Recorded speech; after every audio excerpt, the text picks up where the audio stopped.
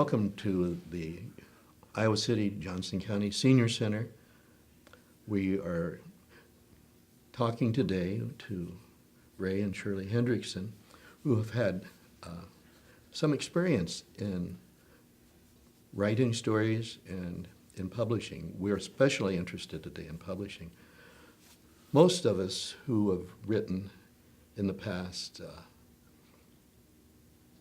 have done so without really pondering what we were going to do with all of the material we were preparing, as opposed to people who write books for a specific purpose, specific goal. Many of us write just because we enjoy it.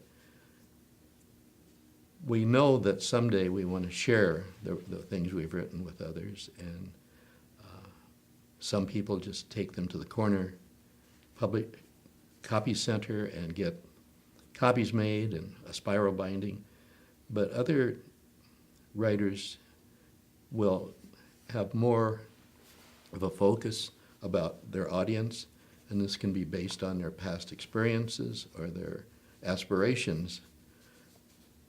So we're going to focus in this series mainly on people who have gone to professional publishers who help prepare the document and offer advice about the contents and the format. So Ray and Shirley have done this, and they have an interesting sequence in their activities. So maybe you could start out. I don't know who prefers to lead the way, but I think Shirley was the original author. And certainly the original cook on their first book. With owning a bed and breakfast, and so many of our guests asking us if they could have a recipe, it finally kind of clicked on me, I guess. Let's put all those recipes together. So you and Ray had a bed and breakfast? Yes, we had a bed and breakfast in Iowa City for about 9 years. I see. Wow. And we got to the point where the recipes seemed so important, I guess. People wanted to know, guests wanted to know. So we did ask our guests if they'd like to contribute one of their favorite recipes, because it is a total cookbook, not just breakfast. So we have a wider range of recipes. So it was kind of by a gradual process of people being interested and then carrying it from point A to point B to point C. I guess you could say gradual, but it was a quick gradual because they were interested. Guests were interested. All it took was a quick email, and I got the email back right away with a recipe. So it was a lot of fun. Oh, so you solicited recipes, you got them through email and slow mail too, or? No, mostly email or while the guest was staying with us. Oh, everybody knows that. You know, everybody has a cook, has a favorite recipe, and if they did not know it, they would go home and email it to me right away. So your job then was to pull all these recipes together into a book format. A book format, yes. So how did you go about finding someone to put it together for you? Well, a cookbook, I knew that to find a publisher, I thought I would just need to go to a cookbook publisher, which I did. It was Morris Press Cookbooks. They're located in Grand Island, Nebraska. And I learned how amazing the computer can be by putting all of this into a document and emailing them, and sending it off to them. And it's pretty much that simple. Oh my. So did they design the cover? That's what I was going to mention. Being the Mission House Bed and Breakfast, we wanted a picture on it And when we started the bed and breakfast, a man here in town developed our website for us, and he came by to take pictures for the website, and we still had some of the pictures of our house. Oh. So we sent that picture to the cookbook company, and we just thought they did a marvelous job, because you notice. Yeah, gee, that is an Isn't that attractive. neat? Do you like it, Ray? Oh, yes, yes. It was a remarkable experience. Of course, I would want to tell people who are interested in this type of thing, you must be prepared for hard work, because Shirley spent hours and hours and hours just putting it all together. Once it was together, and she had the document, what did you have to have? A certain kind of thing to mail it or to send it to them. And boom.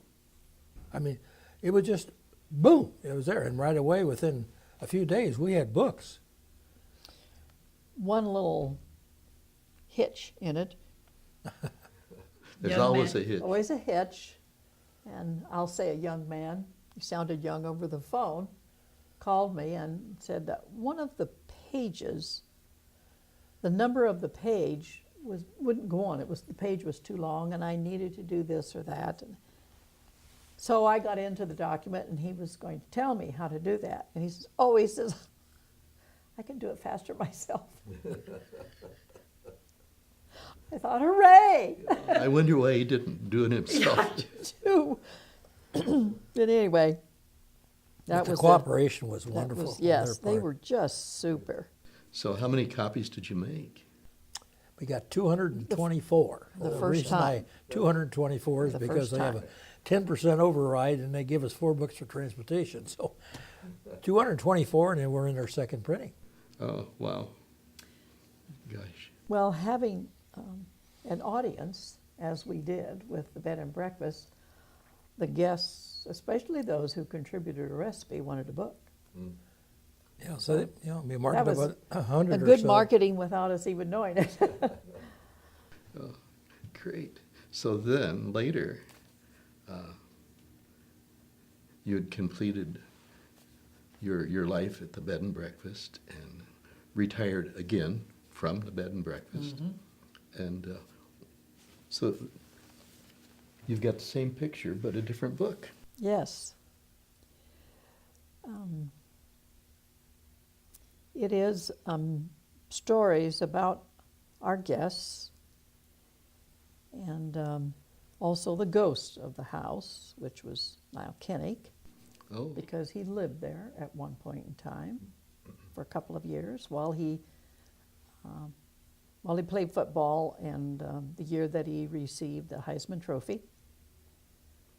And the house was a real big guy, so so how did Niall Kinnick happen to live in the house? Mrs. Ford was left alone in the house. She and her husband built the house, raised their family. He was a professor at the University of Iowa, and he passed away at an early date. So with this huge house, she rented the upstairs bedrooms, and Niall rented, and we even knew which bedroom he stayed in, which bedroom was his. So that we called it the Kinnick Room. And Niall Kinnick is still well known in Iowa City. The stadium is named after him. And he was a great student and a great person, I understand. That's what I understand, and we see his statue in front of the Kinnick Stadium. Every time we drive down Melrose, there's Niall greeting us. So the story of Niall was kind of built into your house when you bought the house. So you've included him in the story. In fact, we didn't even know that he had been a resident of this house. We just bought it simply because it reminded us so much of Arizona. That's where the house belonged. So rather than taking it there, we moved back here. So you lived in Arizona at the time you bought the house. Yes, yes. The thing of the added feature here is that this house is listed on the city, the houses in Iowa City that are Historic district. No, but I mean have ghosts. What's the word I want to use? Yes, yes. Haunted. Haunted. And Yes. I can't think of the man's name that wrote it, That but wrote the book. of haunted houses, and we're listed in there. In fact, a chapter about us in that book, Yes. in his book. The haunted places of Iowa City. That's an interesting wrinkle in a story. So, And he came to us after our book was done, and wanted to just visit with us about Nile.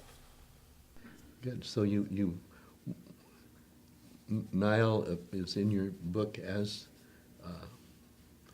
a counter narrative, you say, to the house. I guess so. They're friends. Uh-huh.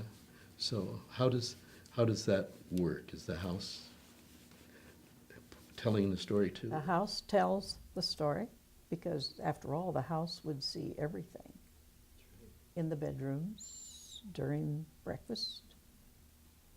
The house even knows a little bit about Ray and Shirley. That maybe, You were kind of the newcomers then. yeah, we were the newcomers. So the house tells the story from the very beginning of the house, the families. So the house tells about the Ford family building it and how much it loved the Ford family. And then when Mrs. Ford passed away and the house was sold, the house was a little bit sad, Abused. confused, Abused. abused. And then here comes Ray and Shirley with this happy bed and breakfast. Great. So this is kind of your memories from the days in the bed and breakfast, but also memories of the things you learned about the house. How you must have become pretty close to the house too. I think We think about it's it an every day. understatement. We still are very close. Your experience with the cookbook kind of led you on to do that book the same sort of way? I think so. Finding a publisher today is, I guess all of us know, is a difficult business. And finding someone who's sure, I'll publish your book. So we did learn of someone who would publish it, and that's the route we went, just self-publishing. So did things go as smoothly as they had with your first experience? Yes, I can say it did. We met this gentleman face to face. We took him the same picture, as you can see, and that was his ideas of how the book cover should look, and we thought he did a nice job also. You got all the numbers in the right places on the pages, so he Evidently, he didn't, no complaints about your work? no complaints. Well, again, he sent us boy, I can't think of the proper word. That, what is that? What am I trying to say? Where we sent it to him under his design as a name for it. Because I was writing full pages. Well, this is going to be smaller, so you just put it in there and he just adjusted it as it went. And but very proud of Eagle Bindery in Cedar Rapids. They're the ones that did the work for us. Steve, the owner, is so cooperative. In fact, the reason we went there is because of being recommended by another group that publishes or does the same thing. And we found him to be very, very gracious. And not that I'm trying to give him points, but it was an easy decision for us. So you knew about this printer and seen the work beforehand? Yes. We had seen books that he had printed, and very, very well pleased with them. So Neat. So the printer then pulled the books together for you, and cover and things were designed by the printer? yes. It was remarkable to me how quickly, again, he could respond to it. And we got our first markup back for us to review. And of course, all of us guys who are type A personalities, we don't take a lot of, try to spend all that time. Well, I wished I've had it because there was a lot of things in that.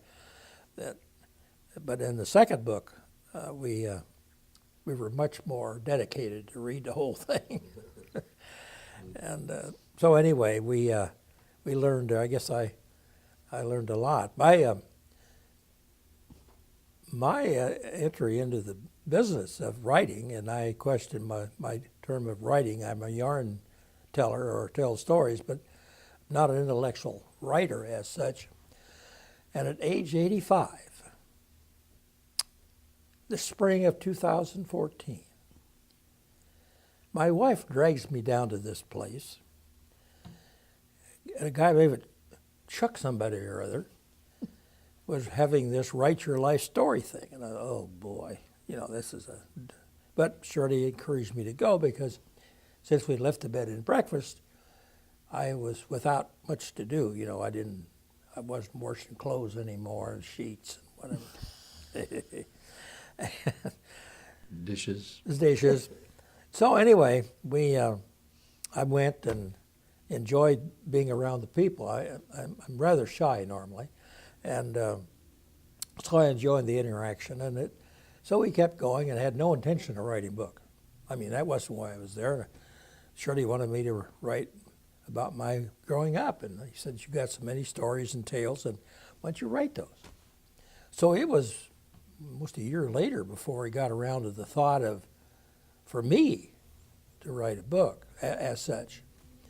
Well, Shirley was finishing up this one, and so in the, it was the spring of 2016 that we actually published those two.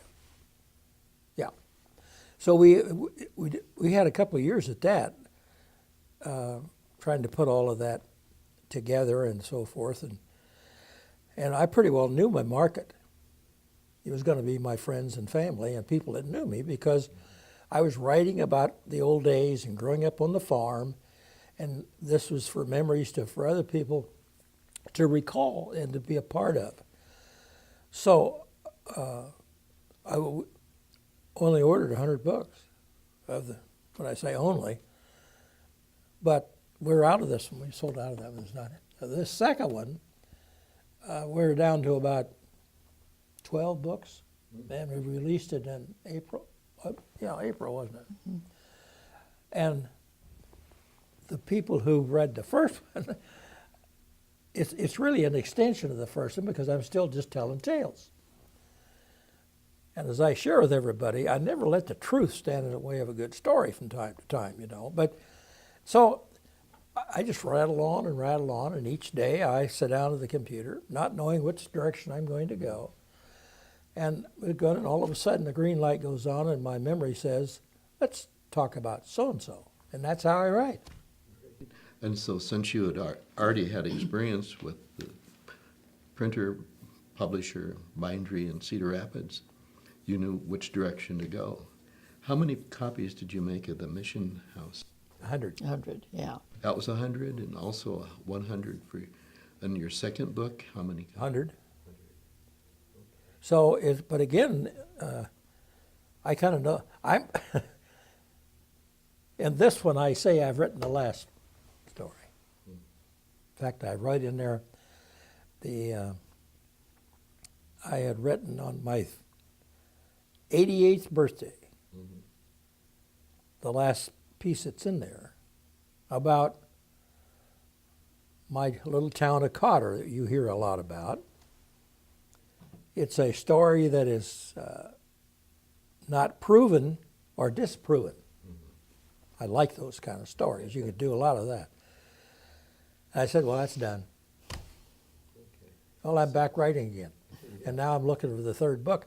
I've been trying to work with this artist that I live with and wanting us, well, let's do one together because she's working on writing about her childhood and that for her kids and whatever. Well, they're all wonderful stories.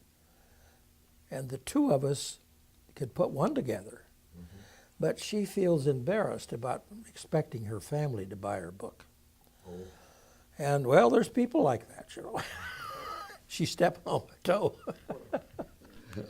But Shirley, you did do a cookbook, but that was because you had co-authors for the recipes, or? Yeah. That's true. Well, that's in a sense, yeah. And you felt okay about the Mission House The book. co-author of with the Mission House. Yeah. So, but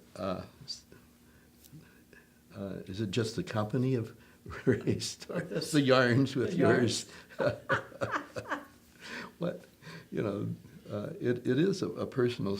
What I guess what I'm getting around to, it is a personal choice about what you do. After all, they're your stories. They're things that you've created out of words with. I like to share with people very simply, we're pretty well structured people. So we usually get up about 6:30. I make coffee and get the newspaper, and Shirley gets around and we come out and we sit in our lazy boys and sip coffee and read the paper. Breakfast at 9. And then we have daily devotions at that point. And then we go and spend the rest of the morning writing. And it's such a reward. It's so much. I look forward to it every day. And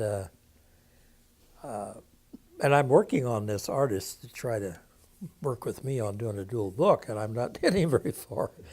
But for anybody that likes to write, you don't have to write a book. Just the things that Shirley and I do now when we go out and make presentation, it isn't a book reading. You did make presentations? Yeah. What do you? Well, it's not a book reading as such. I am so concerned that people are looking at their family tree and the limb falls off and just goes into nothing. In other words, there's a piece of the family nobody knows anything about. Have no idea what it was like when they grew up, where they grew up. And that really concerns me when I think about the generations that are involved. So that's really the presentation we do now. Okay. And so, but you take your books along and for illustrations? Are people interested? Are people interested in reimbursing you for the cost of publication? Oh no. We don't. Again, we don't expect pay or be reimbursed in any manner. We went to. The word is out enough that we went to last Sunday, in fact, and of course, we always carry the books in the car. I mean, you know, I'm no dummy. But anyway, all of a sudden, before we got out of there, we sold 11 books. People were coming, we want your book, we want your book. And so in any event, it's, of course, I enjoy that, as you know, getting out and seeing people. And so that's really our presentation now. It's not a reading, it's try to go out and get people, because everyone will agree and everyone will respond to memories. Oh yeah, I wish that I'd known how Mom and Dad lived, or what they did, or what the farm was like. And that is precious stuff that's going away.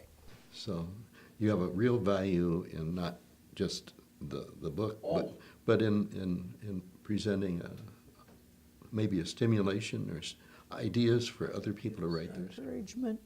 I always tell people, never fear, raise there. Yeah. So would you advise other people to go and have their books commercially published, or do you think this is kind of a special calling? Or Well, there's a risk of investment, I guess you could put, because it didn't take long for you to spend $2,000 or $3,000. is there a minimum number that a printer will accept? We haven't run into that. I think, well, what he did tell us, that if we sold out and wanted a few copies, he would give us a few copies at the original price. Now, whether a few copies is 10 or what, I don't know. But I'd certainly, it's a personality thing, what people enjoy doing. So when you go to the printer, and do they have a kind of a sliding scale? It's so much for 50, but 100 are cheaper. And Yes, definitely. So did you decide on 100 because it was kind of an optimal? We felt break-even? comfortable with it, I With guess that is the number best of way. books, yes. Now, what we did this second book was a little less expensive because we used the same mock-up from the first one. So he didn't charge us same. Here we had to pay, I forget what it was, to do all this, And all we did with this one was just put the new pages in. So that was $3 or $4 a book difference. But no one, I don't know, the next book, if, of course, if my partner doesn't want to go along, it'll be the third edition. So there's a real monetary break if you use the same mock-up Well, it did in our case. and do your books. It did in our case, but it's, but we, Shirley and I have such a glorious morning together. We may not speak. I'm at my little table and she's at her little table. And we got the blinds open out to the patio and look out. And Mother Nature inspires you. And Oh, yeah. so, Yeah, and it's my own thoughts are it's good to have a set time when you're going to go about your art, your writing. it is for us. Yeah. And when I hear poets talk about their workday or novelists, they talk about having a time of day where they write, and maybe having a quota, a certain number of pages. Do you have anything like that in your? I wished I could say that yes, there are going to be so many pages or whatever. There are some days there's all kinds of pages, and then there's the next day I just can't break through I know I just didn't really what I want to say. But I have this advantage also because Shirley's my editor. They tell me that, you see, and I've shared with you, anything over a one-syllable word I have a problem with. And Shirley talks about, Ray, this is not a complete sentence. Or you're using ing too much. They get away from those ly words. And, well, that's all foreign to me. So she says, you just write. So I write, and she'll come back and counsel with me. And I'm overdoing this a little, you might guess. But I would guess. but it's so wonderful to have somebody who's got such an English background and loves to write herself. And it's just, but she always says this to me, don't change being Ray. Oh, yeah, that's right. That's important. Shirley, you have an extensive writing background. Did you teach or? No.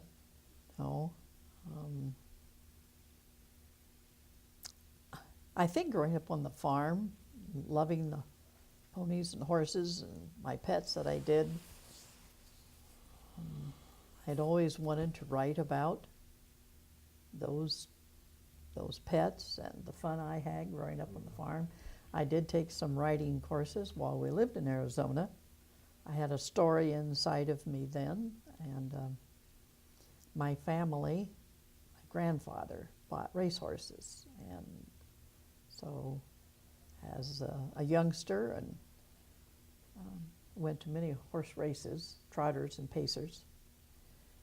And so the horses have been so much a part of my life, and the story of my grandfather's two famous horses, they're in Iowa's Hall of Fame, Racing Hall of Fame, and how their lives were ended is a really good story. So I wrote a book about that also. Mm-hmm. And of course at that point in time I just simply went directly to self-publishing again. Mm-hmm. So I'm kind of used to that self-publishing. Mm-hmm. I think part of the issue of finding a publisher becomes a real heaviness on people. To find someone who, oh, sure, I'd be glad to publish your book and put it out on my internet, and pretty soon you're going to be in New York, with a number of, no, that just doesn't happen. Or at least it doesn't happen right now. Mm-hmm. It might happen in 3 years, So that's a chance that you take, and it depends on what the individual wants. Ray and I write the type of books that our friends and family are interested in. If someone comes along who, well, sure, I'd like to read your book, fine. But friends and family, that's our audience. And so having it self-published the way we do, it works Works just for us. great. Works great. And the gentleman that we work with, we think he does a professional job with the cover and setting up the book. And he's fun to work with. From what you tell me, it sounds like this is really a nice way to go. I have friends who are professional writers, and sometimes it's really hard just to get through the editors at a publisher. These people are in it to make money. They know the product they want, and it might not be what you had in mind, but you have to make these compromises in what you've created. And the way that you've gone with self-publishing, you've managed to find people who do what you want, and they're not telling you to put in this filler or to take that out. Just correct the numbers on the pages, and I need that every time I do anything. Set a clock, somebody's looking over my shoulder. But yeah, it works out well. Yeah. It just really does. Yeah. And your books are just fantastic. Well, that's very gracious of you to say that. And they've been very successful. The thing we want to mention, the bed and breakfast, every summer in June or July, whenever it was, the summer writers workshop in Iowa City, the university. We had guests all summer, filled up with those people. And I used to laughingly told them a lot of them, we had to let them out of the cage. They were so weird. But anyway. He turned into one of those weirdos. We had lessons in where. Well, the point was there's so many I hate to use the word wannabes, but so many really want to be published and they're frustrated. The thing about publishing and self-publishing, be prepared to do your own marketing. We learned that early and somewhat by chance because our first books, we went back to Columbus Junction, Shirley's hometown, and the public library there offered to close the library, in fact, on a Saturday morning and had this opening for us. And here we had this little town, and all of a sudden we left her and we sold nearly 50 books. Oh my. Well, that's quite an inspiration. But it did tell us this: you got to get out there. Yeah. You just can't publish. Hey, the book's ready. You have to make it known. And we went to several libraries, always welcomed. The problem we had with libraries, and the libraries have, they put so much effort into it, and yet when it comes to have published writers come into town, unless there's something special about you, they don't show up. You get a few, but it's not enough to justify chasing around all over the country. We had a reasonable reception in Muscatine, 2 times in Washington that were satisfactory. But again, they talk about how hard it is. They work so hard, and then the audience, they don't have the audience, local participation. That didn't bother us, heaven's sakes. Yeah. So in other words, when you write and you decide you're going to disseminate it, it's maybe a good idea to once you get the books, don't put them in your closet. That's right. And hide them away? No. Or just dole them out over the years. I don't try to embarrass people. Well, you got to buy the book, or that type of thing. And we're both sensitive about it. We don't want people to think they have to buy the book. But now, the person that bought that book is buying this book, and they're all similar, only different stories. So it gives me confidence that I can rely upon those same people.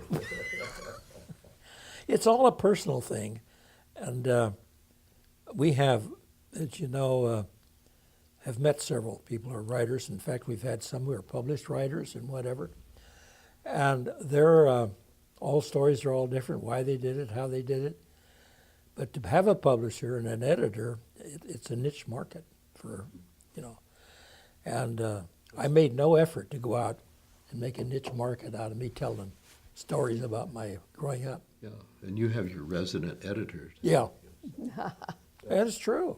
Yeah, because I'm writing some things now, and even the other day she said, "Ray, this is not a complete sentence." So I deal with that all the time. Well, you're learning. It isn't as bad as I let on, but I depend upon her, put the commas in or challenge me on them. I either put a lot of commas in and they don't need them, or vice versa. But she's very knowledgeable, and so that makes a big difference to me. You have a comma quota, is that? So without her, I'd be horrible. I have dyslexia, which means that a lot of the things, even in my words, I'll have letters reversed or thought. The front is on the back end. I mean, it's amazing why I do that, but that's what happens. And didn't know that till I got into this writing. And now I understand better why I can't keep telephone numbers in my mind, because I can't get them synchronized, work together. And so that has been an interesting thing. I go right along, and all of a sudden look down, Ray, what did you just say? And I've got her like this. But now you're aware. Oh, yeah. So there's a lot to preparing or telling your story, getting it from your ideas to the paper, to a book, to people who may be interested. Yeah, enjoy it. Yeah. Of course, here again, because of my social side of me, I get my, as you know, high school graduating people together every year. And of course, the last class was 1957, so our youngest graduate now is 78 or 79 years old. So this is obviously a senior citizen group when it gets together. And I get them together. And they enjoy that, and they buy the books. And we have the same thing with my first cousins. Now, they're all over southeast Iowa and southern Iowa. And one of them even made the long trip from Fairfield just when I did this opening, which I was very pleased with. I was very thoughtful of them to make the trip. And so I started to write an article about doing a foundation. And now what I was going to do was end up down at the Ped Mall trying to raise money for my foundation. And it got out of hand. I was afraid that it would not be taken as a joke by some people. So I got it back on the back burner somewhere, and because the funniest thing when I first told that story to a group, and again we get together with another group on Saturday morning, part of Shirley's family, down at the casino, and I'm always telling these stories. So I walked up to this couple and said, well, I just want you to know, there are people I know very well, we just have a good time kibitzing and whatever. So I said, starting this foundation. And all proceeds will go to charity. The names of the charity will be determined by family members. When I said it, I didn't know what I was talking about. But anyway, and of course, there's a tremendous amount of work to get a foundation. I mean, you got. So they were asking me about that, and of course, I'm knowledgeable enough that I can tell them how well you have to do. And so I left the table. As they left later on, an hour or so later, the lady came by and laid 25 cents on it. That's just for your foundation. And her husband came by, laid down 3 pennies. He said, I've got 5, but I'm going to turn 2 into my Sunday school class on Sunday. So this is a humorous thing. And so now my problem is, the next time I see him, I got to have some answer. I'll work on that. So I'm rambling here, and I'm sorry for that. But it sounds like the funniest things happen. the kinds of things you can record in volume 3. Yeah. something else to write about. There's always something else to There write. is always something to write about. And you're working on some poems now, right? Mostly stories about growing up on the farm, but the story I happened to see today as I was cruising through my documents was the story about a little dog named Dewey that I know pretty well, and a dream I had. So I thought, I'm going to make that into a poem. So I'll work on that. I'll read it someday at Write Your Life Story. Well, it sounds like the ball has been rolling and rolling and rolling, and it's had It's enlightened my life in a sense of something to do and contribution, and I can't wait for tomorrow morning. The type, and everybody, and you're how old? Well, age is a state of mind. And my body, I admit, is not as athletic as it was once. And of course, because of my partner, it's just, I know we come to Write Your Life Story. Shirley's asked me to tone it down a little bit because I get a little carried away. And we got some pretty serious-minded people thinking in there. And so I have to be careful of my humor.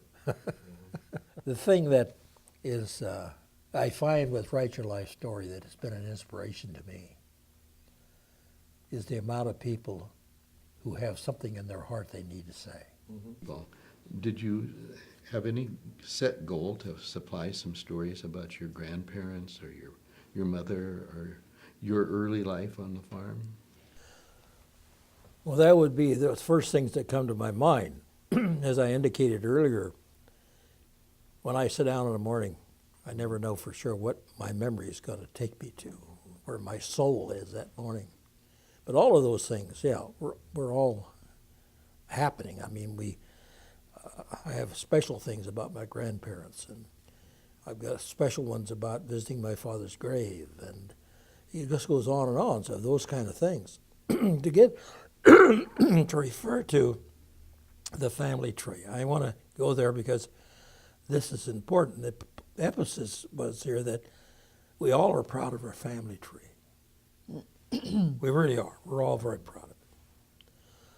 But as I visit with people, when I go to funerals, visitations, and whatever, and we do at my age a lot of times, I just find that so many people talk about how wonderful the deceased was, the contributions the deceased made. And yet there's no written history, no one knows anything about that. We're going to know anything about it. So another generation doesn't even know about it. So that's really what I'm talking about,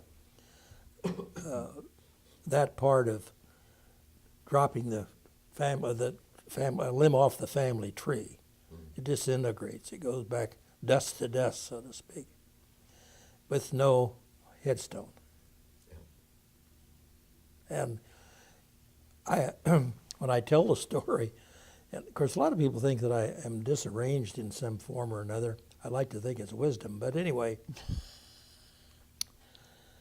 I go down to see my father, and all my family is in Columbus City Cemetery. But I'll walk that cemetery. I know every family in there. Ah, And I'll know somebody within the family. I'll stop and have a chat with them. Because there's a memory comes across. Oh, do you remember when we did this and that? And it's remarkable what memories explode from me and explode from my mind and my soul. And I can go on and on and on. But our family, in today's, I'm writing now about today's hazards and problems and whatever of young people. And I've discovered something. And the reason history is so important in family history. Ray is one of the fortunate ones to understand life. I grew up at the point of the Depression and so forth, where people were striving to have a better life, to own a farm, this, on and on and on. When I think about my grandkids, they're not fussing about that kind of thing. We find so many cases that the son and daughter, or the daughter and son, whichever you want to put it, will start with a house better than their folks has got even today, let alone, Shirley's sister had 5 daughters, all lived in a 2-bedroom house. And then I shared with you the young lady who they were downsizing, and she said, "How do you share a bathroom?" So the generational jump is unbelievable. It is. But of course, I'm rambling, and Chuck knows I get off on all kinds of tangents. But I wished I had a better way with words in regard to that family tree and that limb. To me, I see it every day.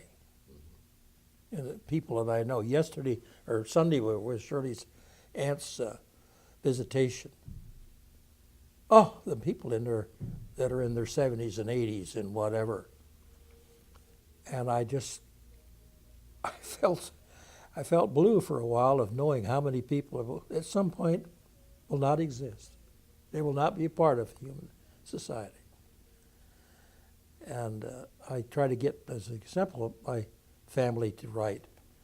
Oh, I don't know how to write. Oh, this, no reasons, but lots of excuses. And that frustrates this old type A personality of, why don't you listen to me? I know what's right. Anyway, I'm rambling. Yeah, people have different views of where they are and what they're to do, and they have their memories, and they savor the memories, but they're not seed sowers, as it were. Yeah. Other people who come to our class, oftentimes, they come because their kids or someone else in their family says, "What you're saying, why don't you put your ideas down before it be, while they're still fresh and you're still here to tell us," etc.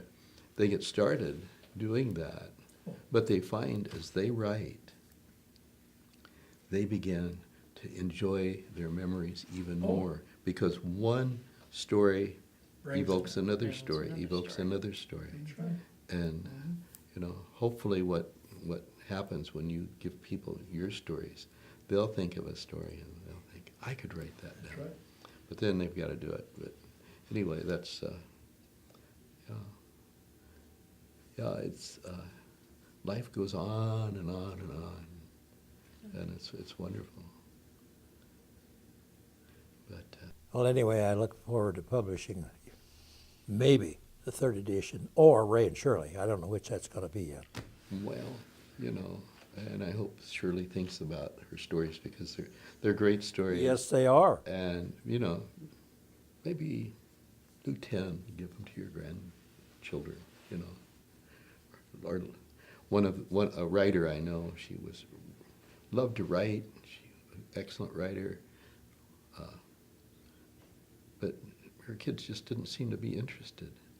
But she had some of the manuscripts around that she had prepared, and she was, her granddaughter liked to come by and visit, and one day her granddaughter was being very quiet, and she went to check up on her, and she was reading one of the manuscripts from Grandma's life.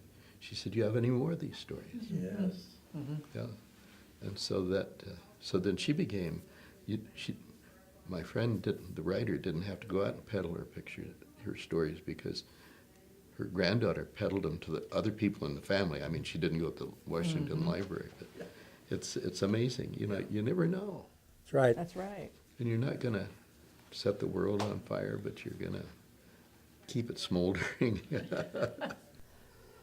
Yes, yes. It's, like you say, writing is not easy. It isn't. I don't care if you're a practiced writer or just writing for fun or because of our memories, such as Ray and I. But it's It's a joy to finish a story. And when you're writing it, you think you're going to write this story, and then all of a sudden, oh, that's right, we did that. So you put that in, you keep writing, oh, I forgot about that. So it just keeps bringing up more memories, and pretty soon you've got a pretty long story, maybe even a book. Well, it's been really great talking with you again about publication and your adventures in writing. It's Ray and Shirley Hendrickson. I'm Chuck Felling. We're at the Iowa City Senior Center, and thank you for listening.